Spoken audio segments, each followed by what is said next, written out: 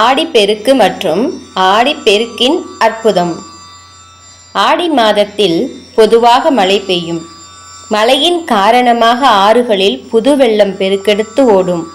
இதனை ஆற்றுப்பெருக்கு என்பார்கள். இந்த புது வெள்ளத்தின் காரணமாக ஆறுகளும் நீர்நிலைகளும் நிரம்பி காணப்படும். ஆடி மாதத்தில் 18ஆம் நாளை ஆடிப்பெருக்கு என்று கொண்டாடுவார்கள். இந்த தினத்தை 18ஆம் பெருக்கு என்றும் கூறுவதுண்டு. காவிரி, பெண்ணை, பொருணை ஆகிய நதிகளிலும் ஆடி 18 கொண்டாடுவதை சிலர் மூவாறு 18 என்று கூறுவார்கள். தமிழகத்தில் உள்ள நீர்நிலைகளில் ஆடி மாதத்தில் நீர்வரத்து அதிகரிக்கும். விவசாயம் செய்வதற்கு ஏதுவாக நதிகளும் நீர் நிரம்பி காணப்படும். பயிர் செழிக்க வளமருளும் காவிரி தாய்க்கு நன்றி தெரிவிக்கும் வகையில்தான் இந்த ஆடிப்பெருக்கு விழா கொண்டாடப்படுகிறது. இந்த விழாவை ஆற்றங்கரை மற்றும் நீர்நிலைகளின் கரைகளில் மக்கள் கொண்டாடி மகிழ்கிறார்கள். அன்றைய தினம் நீர்நிலைகளுக்கு நன்றி தெரிவிக்கும் விதமாக பூஜைகள் செய்து ஆற்றின் கரையில் நின்று வழிபட்டு விவசாயத்தை தொடங்குவார்கள். மேலும் ஆடிப்பெருக்கு நாளில் ஆற்றங்கரையில் மக்கள் பெரும் திரளாக கூடுவார்கள். கரையோரங்களில் ஒரு இடத்தை தேர்வு செய்து அந்த இடத்தை பசுஞ்சாணத்தால் மொழுகி தரையில் இலை விரித்து பிள்ளையார் வைத்து வழிபாடு செய்வார்கள். இவ்வாறு வழிபாடு செய்வதனால் ஆற்றில் நீர் பெருகியது போல மக்களின் மனதிலும் வாழ்விலும் மகிழ்ச்சி பெருகும் என்பது நம்பிக்கையாகும். சிலர் கோவில்களுக்கு சென்றும் வழிபாடு செய்வார்கள்.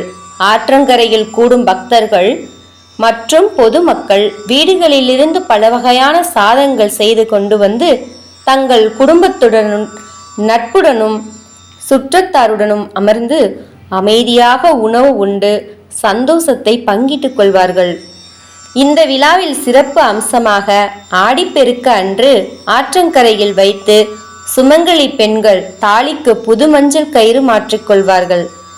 ஏற்கனவே கழுத்தில் இருந்த தாலி கயிற்றை ஆற்றில் விட்டுவிட்டு புதிய மஞ்சள் கயிற்றில் தாலியை கோர்த்து கணவன் மூலமாக அல்லது சுமங்கலி பெண்கள் மூலமாகவோ தங்கள் கழுத்தில் அணிந்து கொள்வார்கள்.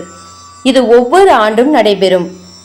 சூரியன் தென்திசை நோக்கி பயணப்படுவதை தட்சிணாய புண்ணிய காலம் என்று குறிப்பிடுவர்.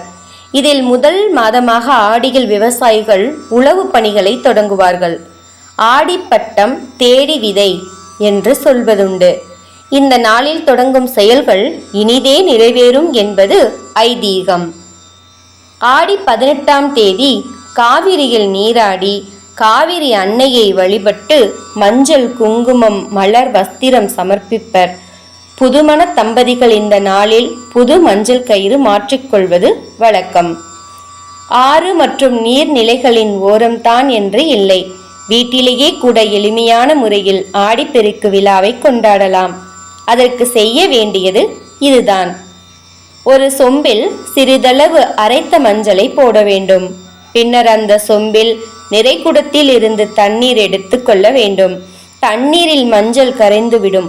வீட்டின் பூஜை அறையில் இருக்கும் திருவிளக்கில் தீபமேற்றி விளக்கின் முன்பாக செம்பு நீரை வைக்க வேண்டும். தண்ணீரில் உதிரிப்பூக்களை போட வேண்டும். தொடர்ந்து கற்பூர ஆரத்தி அல்லது நெய் தீபம் காட்டி கங்கை, யமுனை, நர்மதை, காவேரி, வைகை உள்ளிட்ட புண்ணிய தீர்த்தங்களை மனதில் நினைத்து வழிபாடு செய்ய வேண்டும்.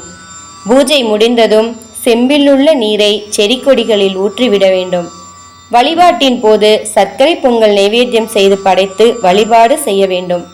இவ்வாறு செய்வதனால் வாழ்வில் வளம் கொழிக்கும் என்பது நம்பிக்கையாக உள்ளது.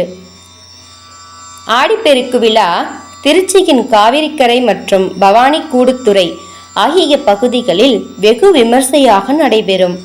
இந்த சிறப்பு மிகுந்த நாளில் திருச்சி ஸ்ரீரங்கத்தில் உள்ள புகழ்பெற்ற அம்மா மண்டபம் படித்துறையில் ரங்கநாத பெருமாள் காவிரி அன்னைக்கு சீர்கொடுக்கும் நிகழ்ச்சி சிறப்பு வாய்ந்ததாகும்.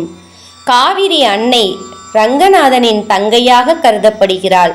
ஆடிப்பெருக்கு நாளன்று ஸ்ரீரங்கம் கோவிலில் இருந்து உற்சவர் நம்பெருமான் புறப்பட்டு அம்மா மண்டபம் படித்துறைக்கு எழுந்தருள்வார். அங்கு சுவாமிக்கு திருமஞ்சனம் நடைபெறும்.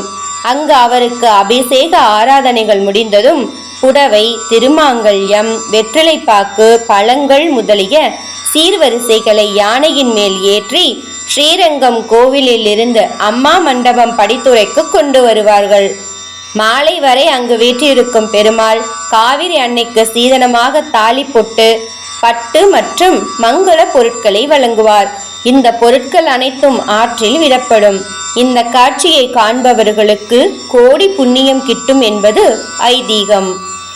இதேபோல் தென் இந்தியாவின் திரிவேணி சங்கமம் என்று அழைக்கப்படும் பவானி கூடுதுறையில் உள்ள சங்கமேஸ்வரர் கோவிலில் ஆடிப்பெருக்கு அன்று அதிகாலையிலேயே நடை திறக்கப்படும். மக்கள் கூடுதுறையில் நீராடிவிட்டு இறைவனை வழிபடுவார்கள்.